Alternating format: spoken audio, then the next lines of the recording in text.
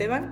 Aquí estamos para grabar un poquito este espacio sobre eh, algunos temas asociados a todo lo que representa las oportunidades de ideas de negocio y de pensamiento creativo. Y sobre eso quería que nos cuentes como primer punto, ¿qué es lo que realmente tú consideras como la base o el fundamento para identificar oportunidades, para generar, identificar y potenciar ideas buenas o nuevas ideas? A veces son nuevas y no son buenas. Hola, Caro, muchas gracias por la entrevista. Bueno, es algo muy interesante porque la gente normalmente asocia la idea a una oportunidad y no todas las ideas son oportunidades. Y voy a decir algo que puede ser escandaloso, pero que alguna vez lo escuché, así como lo estoy mencionando hoy, de Matt Allen, y es que las ideas no son valiosas. Y le voy a dar contexto, porque es lo contrario a lo que uno escucha, de todas las ideas son valiosas. Las ideas son conceptos, pensamientos que pueden ser creativos o no. Ahí está el primer tema. Hay, como tú dices, buenas ideas y malas ideas. Puede ser abstracto o puede ser específico. Y puede realmente tener o no tener incidencia a futuro. Entonces, esas características de mayor volatilidad de una idea hacen que haya ideas buenas y malas. Entonces, partiendo de ese principio, no todas las ideas son buenas, no todas las ideas son valiosas. ¿Qué pasa y cuál es el error más grande a la hora de buscar oportunidades? Y ya voy a contarles bien qué es una oportunidad. Es que partimos de una creencia o de una ocurrencia y a veces es un momento de heroica y definitivamente esa idea maravillosa se convierte en una oportunidad. Pero si uno realmente quiere ser un cazador de oportunidades y uno quiere tener muchas oportunidades y entre esas seleccionar, tiene que pensar que las oportunidades son ideas trabajadas. O sea, las oportunidades por lo general no son esos chispazos. Las oportunidades tienen potencial de éxito demostrado con un contexto específico, analizando un mercado específico o una persona específica, con problemas específicos que por detrás tienen una necesidad estructural. O sea, la contrarrelación de una oportunidad verdadera es una necesidad verdadera. Correcto. Las oportunidades se hallan más en los problemas y en las necesidades estructurales que en las ideas. Entonces, sí puede pasar que una idea responde a una necesidad estructural, esa idea en realidad se llama oportunidad y a medida que uno la comprueba, esa oportunidad tiene un nivel más interesante o menos interesante. Creo que ese es un punto de partida importante. Me gusta lo que dices porque tú mencionaste que detrás de una idea y una oportunidad hay una necesidad o una conexión estructural. Eso es clave porque entendiendo que estás respondiendo como una solución, ¿no es cierto? Una buena idea usualmente responde a la solución de algo. Entonces, cuando conectas estas necesidades que van a venir de diferentes entornos, nos puedes mencionar más o menos cómo se asocian estos entornos de conexión donde se generan los espacios para que las ideas tengan ese impacto en la solución. ¿Cómo va de este cero a 100? ¿Cómo se identifica desde inicio y hacia dónde se le debe visionar? ¿Toda idea está destinada para ser un 100?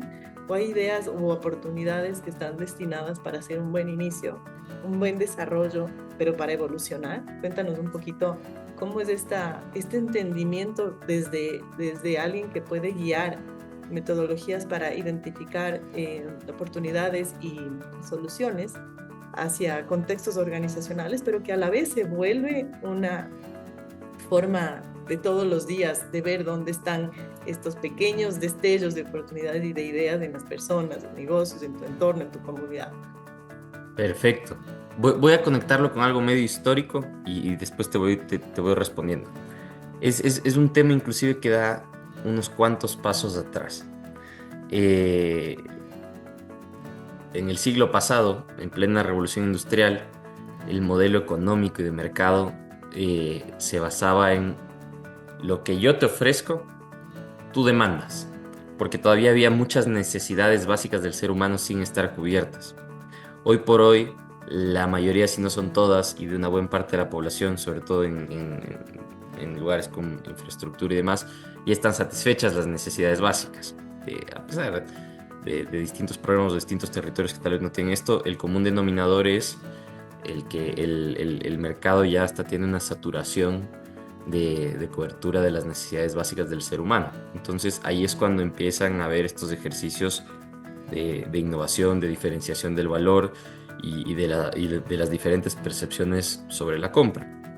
En los últimos 15 años y con el impacto de la tecnología, la humanidad ha evolucionado de una manera brutal versus los últimos 150 años, los últimos 1000 años. Entonces, esto ha hecho que distintos modelos que consideren más la demanda antes de la oferta se empiecen a dar. Y uno de los que más me gusta y que creo que con los que más trabajamos y de hecho con los que las empresas hace 10 años en Ecuador empezaron a trabajar y en otras partes del mundo hace más, es el famoso Startup Way, que nace de un libro que se llama Startup Way de Eric Rice. Y básicamente lo que este libro dice, y que después conecta muy bien con otros libros como Organizaciones Exponenciales de Salim Ismail, en fin, con algunos, es que uno tiene que encontrar el valor de la diferenciación y estas oportunidades partiendo de ciertas validaciones de qué impacto o incidencia va a tener lo que uno hace en el cliente, en el mercado, qué tan factible es lo que uno está proponiendo y también si esto realmente en el tiempo va a ser sostenible y escalable, entendiendo sostenibilidad como la permanencia de eso que estamos haciendo en el tiempo y escalabilidad como una permanencia creciente. Entonces, y aquí empezamos a entrar a ciertos principios de innovación.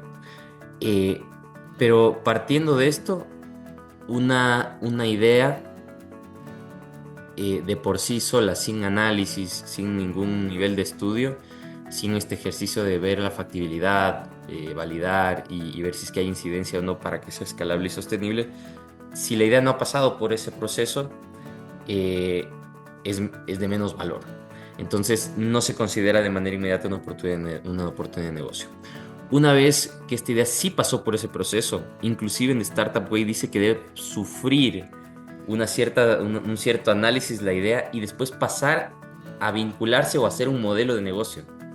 Y cuando es un modelo de negocio demostrado, la idea se considera una oportunidad de negocio.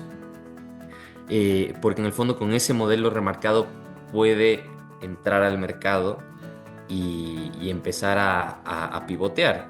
Y ese pivoteo es mucho el modelo de Startup Way, de probemos en pequeño y vamos probando, que es muy interesante. En esa misma línea hay un gerente muy importante de AWS con el que tenemos buena relación a nivel regional. Él decía que en AWS a nivel estratégico toman dos tipos de decisiones y ya voy a encajar la idea. La que uno abre una puerta, entra y cierra y no hay vuelta atrás. Y las ideas que mayormente aparecen en AWS y que la meten en un proceso de este estilo para validar si es que son oportunidades reales, que es de abrir y cerrar. Entonces abre, cierra la puerta antes de entrar, porque en el fondo eso reduce muchos costos y les permite ser mucho más precisos en la implementación de distintos proyectos. Entonces, ¿esa misma metodología de innovación estaría más en iteración o en validación? O en prototipado, perdón. En realidad entra pivoteo. mucho más en la parte de prototipado en el modelo de AWS, aunque suene raro, porque ellos van construyendo mientras lo van testeando. Ahora, en la parte de validación es ya más comercial. Entonces, también en algún punto hacen eso, pero primero tienen que ver que sea muy funcional y ellos lo consideran en una fase todavía de construcción. Eh, Cuando todo el paso de una idea a una oportunidad es más construcción. Eh, en el modelo de Eric Rice, cuando el modelo de negocio ya se expone al mercado y se logra una venta, pasas a tener ya podríamos llamarlo product market fit, que es en el fondo esta validación de que empiezas a encontrar un mercado para ese producto, servicio, proyecto, y ahí empiezas ya a validar y hacer también nuevos cambios. Entonces, no hay una regla exacta, digamos, al menos en el tema del ejercicio de AWS. En el modelo Startup Way tal vez sí queda más claro, respaldado en distintas metodologías y ejercicios como Design Thinking, Design Sprint, y en fin, creo que por ahí va. Bueno, recopilando un poco lo que decías, me gustó que no es que hay una idea mala, sino en realidad hay que definir si son ideas de valor. Justamente por lo que decíamos, que tienen que tener su propio proceso estructurado que responde a una solución o a una necesidad que a la vez va a generar una solución. Y en base a esto me encanta también lo que mencionas en relación a la construcción, es decir, que hay un permanente proceso como un andamiaje, es decir, vas uniendo pequeños pasos para llegar a construir este camino. O sea, el camino se va haciendo con los pequeños pasos que das, que están asociados a esta construcción de proceso interno que lleva a una buena idea. Y en base a eso, ¿cómo tú dirías que una buena idea luego se convierte en un buen proyecto, en algo? Es decir, luego de pasar por este proceso, ¿cuándo sí despegó? ¿Qué le hizo llegar lejos y convertirse en una, o sea, no sé si quieres poner un ejemplo, ¿no es cierto? Hay los típicos ejemplos a veces de marcas muy grandes internacionales que te pueden decir, sí, por ejemplo, Airbnb, dos amigos se sentaron, que estaban un poco quebrados, necesitaban plata, decidieron rentar el sofá de su casa. Y luego del sofá de su casa se dieron cuenta que podían rentar el espacio, luego se dieron cuenta que podían rentar las casas y los departamentos y los lugares de otras personas, y así siguió el negocio.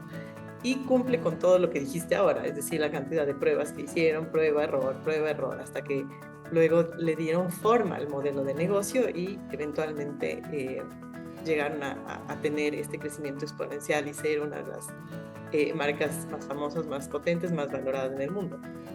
Pero sin irnos a ejemplos tan grandes de marcas internacionales, y tú que has visto en pequeños negocios que se convirtieron en empresas exitosas, ¿cómo dirías que fue esa trayectoria ya luego de llevar el proceso adelante?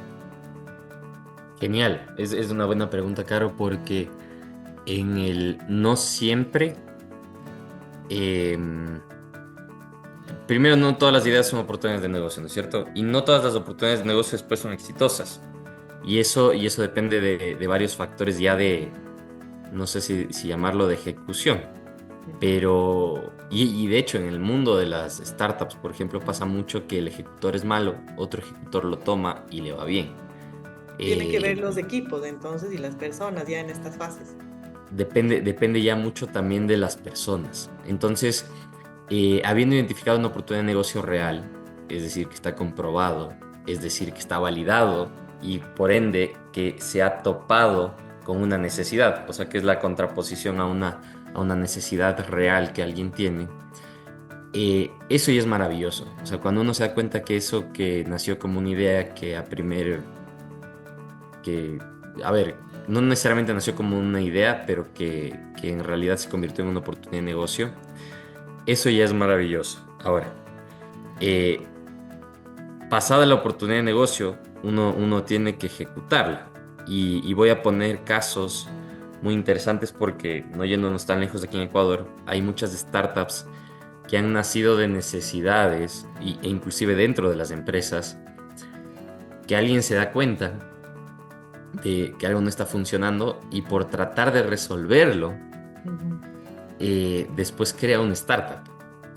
Entonces, tengo el caso de un buen emprendedor que tiene una startup que se llama Safety Mantis, que hace un montón de temas de control relacionado a seguridad industrial. Entonces, eh, él trabajaba en una empresa muy grande en el sector minero y él descubrió que era caduca la forma en la que se reportaba, se protegía a las personas, se tomaban ciertas medidas y un millón de cosas asociadas a esa área en las que no vale la pena caer. Pero lo que quiero que vean es que él se dio cuenta de ese problema, encontró una necesidad y generó una primera solución, un producto mínimo viable, que después la empresa compró, le pareció maravilloso y él se dio cuenta que era tan exitoso que tenía que tal vez dar un paso a un lado y desarrollarlo más, dedicarle tiempo y volver eso una empresa, una startup. Y en ese camino se topó con muchas cosas, pero al final es un software que hoy por hoy maximiza la protección del personal en industrias de riesgo y reduce, en Chile es bastante grande, sobre todo en Chile que hay bastante industria minera específicamente, y ha reducido el 96% de la incidencia en accidentes en una industria donde eso suele ser un dolor de cabeza. Entonces, es muy interesante. Ahora, esto lo conecto de una forma también con lo que tú decías antes, y voy a decir una frase que me gusta muchísimo y que de hecho Francisco Palau, quien habla mucho de organizaciones exponenciales, que es un tipo de innovación, y es una frase que originalmente la dijo Abraham Lincoln, que es la única forma de predecir el futuro es crearlo. Entonces, el Startup Way va mucho hacia allá, hacia encontremos las necesidades y generemos soluciones especiales. Para que esto funcione hay muchas metodologías. Y como conversamos hace un ratito, una de ellas y un primer buen paso para que esto ocurra es el brainstorming, no cualquiera, sino el guiado. Entonces, hay más que conocimiento técnico y hay muchas opciones. Si uno busca en algún punto, inclusive yo encontré una guía de HubSpot que tenía 15 metodologías distintas de brainstorming y cada una funcionaba diferente y era muy interesante, pero los principios son los mismos. Lo que uno puede hacerlo es más o menos dinámico para facilitar el proceso creativo. Y básicamente hacia allá va el tema del brainstorming, que es básicamente aterrizar la creatividad, el brainstorming guiado. Es básicamente aterrizar la creatividad con un enfoque creativo y ver dónde esas ideas que están fluyendo realmente pueden pasar por un embudo, digamos así, que permita que sea más fácil que se conviertan en oportunidades de negocio. Yo recomiendo algo ahí, que es, y lo hacemos en la planificación estratégica nosotros, que es inclusive no empezar un brainstorming sin antes tener definidos algunos problemas, porque eso va a ayudar que las ideas que se presenten estén más condicionadas hacia ser oportunidades. Si uno solo se sienta a un ejercicio de creatividad y utiliza el brainstorming, la mayoría de las ideas no van a poder convertirse en oportunidades de negocio. Si Claro, uno o ya van a tiene una salir premisa, muchas muy variadas, hasta volátiles, cuando el proceso no es guiado y no va a tener un enfoque. volátiles es la palabra correcta. Ujú. En cambio, si tú ya le das una orientación con esto del brainstorming guiado y pones una premisa basada en necesidades o una problemática, estas ideas tienen mucho más enfoque y sobre todo una capacidad de volverse oportunidades mucho más alta. Entonces, hay ciertos principios, ¿no? Entonces, los estímulos que tú generas, cómo tú apoyas a la participación activa y cómo tú puedes ayudar con ciertas preguntas a profundizar esas ideas a que se vuelvan oportunidades de negocio. Entonces, definitivamente eso es importante. Ahora, si tú no creas ese marco adecuado, ese brainstorming está condenado a ser una pérdida de tiempo. El tema de que sea guiado definitivamente es importante.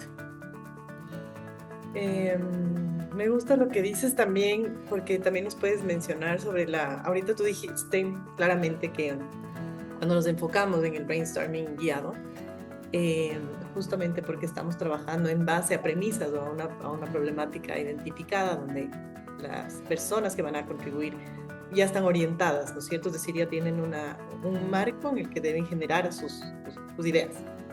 Y dijiste que podía ser una oportunidad de negocio. Las oportunidades de negocio, ¿en qué terminan? Siempre son un emprendimiento, son una solución intermedia. Todas se tienen que monetizar. Monetizar es que generen valor económico.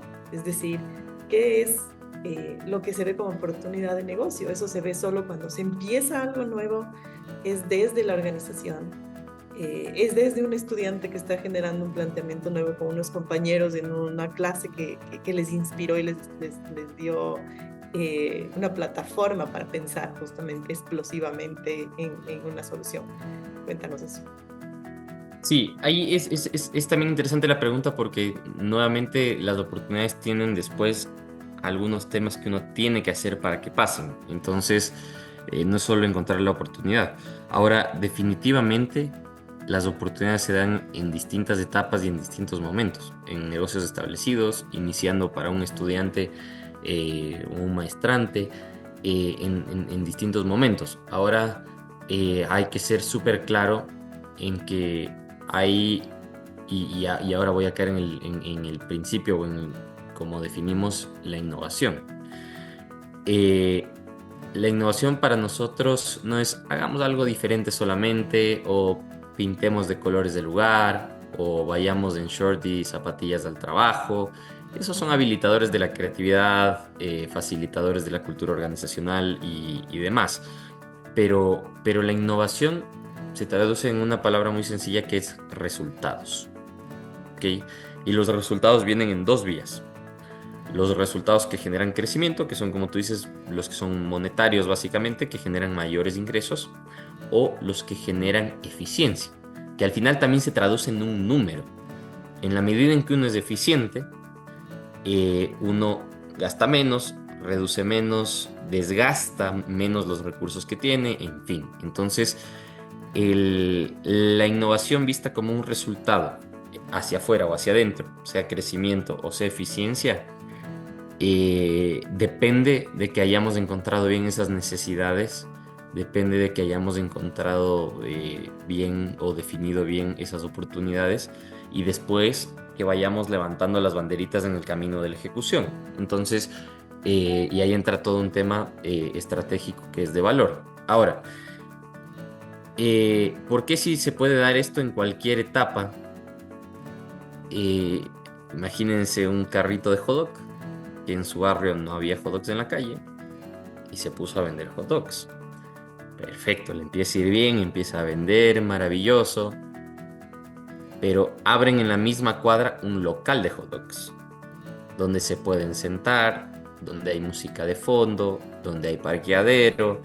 Entonces, automáticamente lo que era innovador, era el carrito de hot dogs en ese barrio, ya no es innovador. Y Hubo la una innovación idea se da mejor. ¿Cómo? Hubo una idea mejor. Alguien Hubo mejor. una idea mejor basada en las necesidades o en los problemas en torno a la necesidad. Digamos que la necesidad era algún tema de comida rápida o algo que uno pueda comer en su barrio o algún lugar donde distenderse o cualquier cosa. Entonces el carrito era la primera. Pero alguien vio, muy probablemente pivoteó esa idea y la mejoró y se puso el localcito. Entonces, el del carrito de hot dog tiene que pensar qué hacer. Y muchas veces lo que pasa es que entramos en una etapa de desilusión en vez de ver cómo redefinimos o cómo seguimos agregando valor al mercado. Entonces, ese ejercicio de ponerse un local y después supongamos que alguien se pone otro local y son dos locales y uno le pone luces y el otro. Entonces, el proceso de innovación en general es continuo. Y una vez que la persona ya tiene su local de hot dogs establecido, tendrá que ver la forma de ser más eficiente. Entonces ya no compra las salchichas en un supermercado, sino que consiguió un proveedor que de manera directa le reduce el 15% en sus costos. Eso, aunque suene muy sencillo, es un ejercicio de innovación, porque está generando un resultado de beneficio para la empresa. Entonces, se puede dar en cualquier momento desde que uno está pensando, creando, hasta un momento en el que uno ya está desarrollado y tiene que mejorar. Las empresas más grandes del país y del mundo tienen que hacer innovación continua y ya lo hacen de manera orgánica. Algunas no, eso es lamentable, pero de manera orgánica y cíclica. Claro, o sea, por eso la innovación entonces no solo empieza con la parte nueva, sino o sea, se sostiene con la mejora continua, ¿no es cierto? Es decir, porque estás buscando calidad, porque estás buscando un valor agregado nuevo, porque estás buscando sostenerte en el mercado, porque estás buscando reducir costos, tener un impacto sostenible, medioambiental mayor, por decir algunas visiones estratégicas que tiene la mejora continua asociada a la innovación.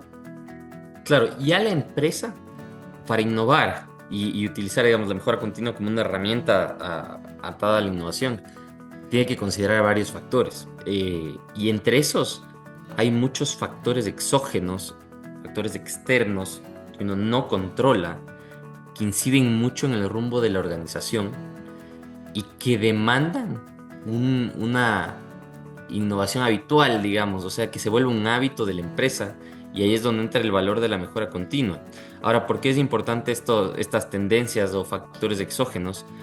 Porque explota la inteligencia artificial en el mundo. Una empresa que no utiliza inteligencia artificial está queriendo correr una carrera de Fórmula 1 con una bicicleta.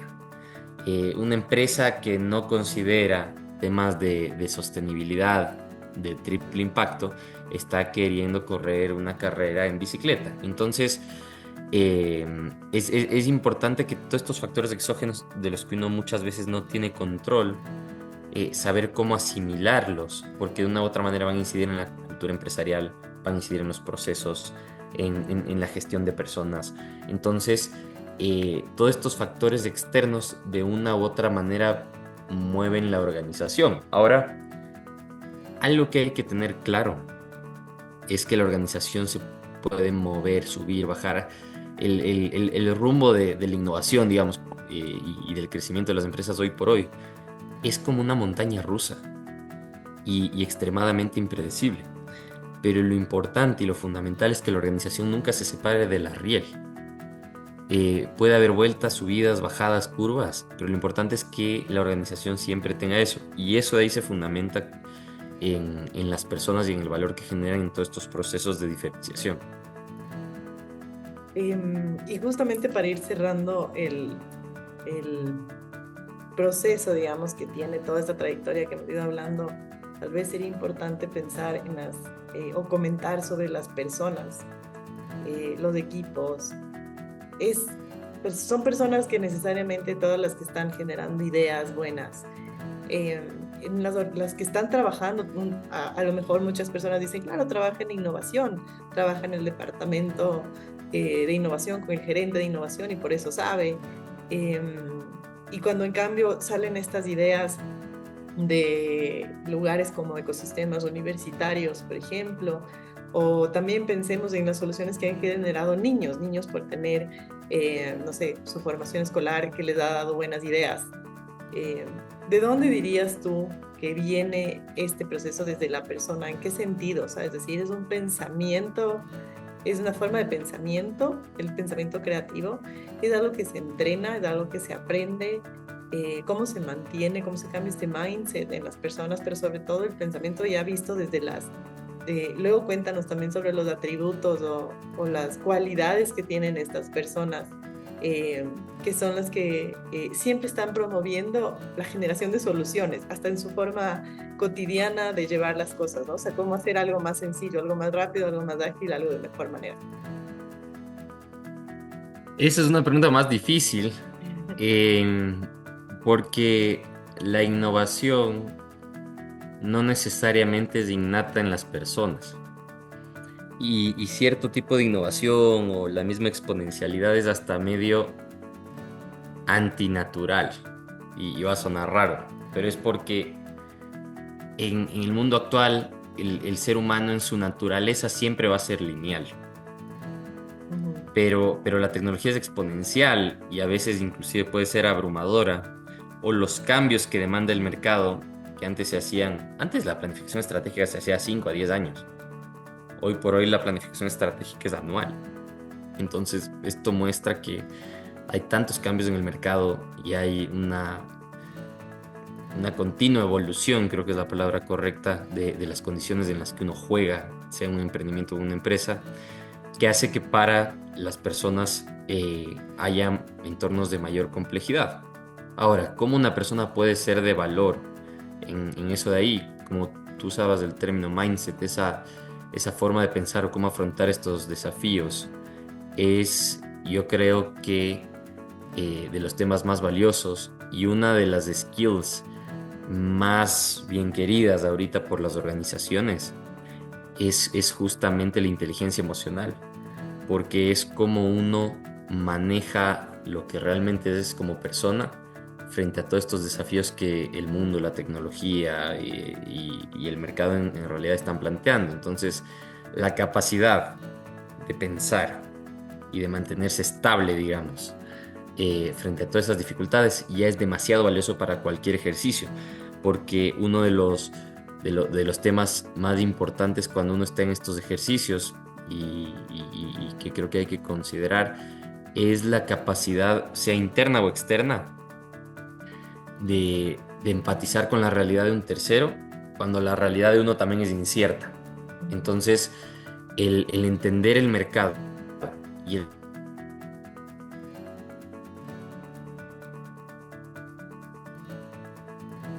sabiendo que uno también está en medio de esa volatilidad es increíblemente valioso.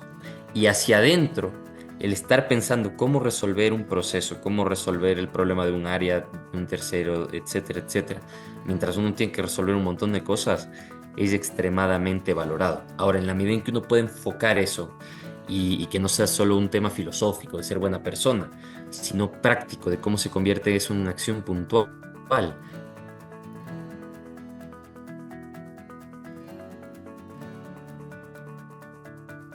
de temas de design sprint, design thinking y demás, que pues para eso están las escuelas de negocio, para enseñarnos de esos temas, pero yo creo que esa capacidad es fundamental para innovar. No está restringida a un área, está restringida a una forma de pensar y está restringida a una capacidad de identificación de problemas. Porque si la innovación son resultados de esa resolución de problemas, entonces esa capacidad yo creo que es la que hay que generar independientemente del área. Y de hecho por eso en los procesos de creatividad en las empresas y en los primeros pasos hacia modelos de innovación se consideran distintos perfiles, tanto en su jerarquía como en su área de trabajo. Entonces eso yo creo que es bastante importante. Gracias, Juan Esteban, por todas tus apreciaciones y sobre todo, más bien yo te diría, ¿cómo cerrarías, cómo cerrarías este proceso o esta conversación en base a lo que representa la inspiración? O sea, ¿cómo dirías tú que se da el proceso de inspiración para ser una persona que está conectada con este cambio de mindset, pero también con alguien que tiene una visión de querer, o sea, es decir, cómo alimenta su visión hacia una expectativa para llegar lejos, para ser curioso con sus ideas, para no quedarse solamente en haciendo bien las cosas en su sitio, sino pensando incluso a nivel social, comunitario, con una responsabilidad. Y cuando digo social y comunitario es tu entorno familiar, tu entorno de barrio, tu entorno de ciudad, tu entorno de universitario. No sé, ¿cómo cerrarías tú ese consejo para empezar a tener este cambio y esta forma de pensamiento que más que nueva es de permanente evolución, refrescada y resiliente? ¿Cuál sería tu consejo para esa inspiración? Bueno, tiene dos partes, es una linda pregunta y muchas gracias, Caro. Y la voy a responder de corazón porque al final yo también he pasado por ese proceso. Y tiene dos vías. La una está orientada hacia una sana ambición. hay que, ese querer comerse el mundo sí se lo puede pragmatizar, pero la forma pragmática de ese comerse el mundo que he encontrado y que creo que les va a servir es ser cazadores de necesidades. O sea, hay que querer resolver cosas para realmente poder hacerlo. Esa es la primera. Y la segunda, que tal vez es más filosófica, tiene un tono de corresponsabilidad. O sea, hoy es verdad que todos somos diferentes, que no hay una persona igual a la otra, pero lo que nos hace comunes entre todos es la condición humana. Todos somos humanos, todos tenemos hambre, todos tenemos sed, todos tenemos necesidades. Y bueno, aquí en Ecuador específicamente hemos podido ver que si no hay corresponsabilidad, por ejemplo, con los temas de sostenibilidad ambiental y demás, podemos quedarnos sin luz. Y es algo que en nuestro país riquísimo naturalmente no nos habíamos dado cuenta. En países con las 4 estaciones o que tienen menos fuentes hídricas y demás, hay veces que se quedan sin luz, hay veces que se quedan sin agua y la gente ya sabe cómo lidiar con eso. Nosotros no, porque hemos estado acostumbrados a tenerlo todo a un alcance muy cómodo. Pero esta clase de problemas y otros que hay alrededor del mundo deberían ser una fuente de inspiración, primero para reflexionar sobre esa corresponsabilidad que tenemos en todo lo que pasa alrededor nuestro y no en una mini burbuja en la que estamos. Y segundo, porque al final cuando uno tiene esa corresponsabilidad y la combina con esta, llamémosla sana ambición, uno realmente encuentra cosas valiosas que solucionar, que se convierten en buenos negocios, pero no solo en buenos negocios o en buenas oportunidades, sino en temas que hacen bien, que realmente uno soluciona algo, una dificultad, un challenge que alguien está teniendo. Entonces, la invitación que yo haría es a primero empoderarse de esa actitud, digamos, de ese mindset de procurar hacer las cosas mejor. Y segundo, de pensar que esas cosas que uno puede hacer mejor pueden impactar de una u otra manera a terceros también. Sí, coincido totalmente porque esa es la forma en la que nos hacemos responsables a nivel de sociedad, ¿no? Entonces, tener justamente innovación no es solo para llevarla a una organización, es justamente como en todos tus espectros puedes tener esta valiosa contribución, porque todo lo que hemos hablado en esta entrevista es justamente las ideas que generan valor. Así es que muchísimas gracias, Juan Esteban, por tu maravillosa forma de compartir los conocimientos y tu trayectoria, pero también por explicarlo fácil y darnos un poquito de lo que conoces y a lo que te dedicas. Muchas gracias, Caro. Gracias a ti por la invitación. Gracias, un abracito.